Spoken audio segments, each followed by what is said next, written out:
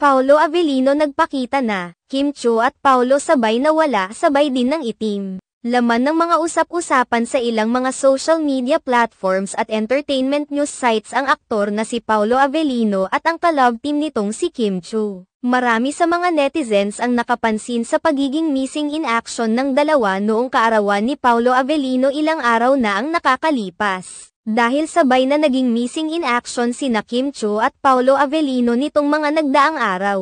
Marami sa kanilang mga tagahanga ang nag-iisip na magkasama silang dalawa sa pagbabakasayon sa beach para ipagdiwang ang kaarawan ng aktor. Bukod pa rito nag-ugat ang mga haka-hakang magkasama ang dalawa sa pagbabakasayon sa beach dahil marami ang nakanpansin sa pangingitim ni Kim Chiu. Sa kamakailang episode ng It's Showtime marami ang nakapansin sa pagiging uneven ng skin tone ni Kim Chiu. Makikita ang bakat ng bra nito na sinuot sa swimming pahiwatig na matagal itong nagbabad sa araw.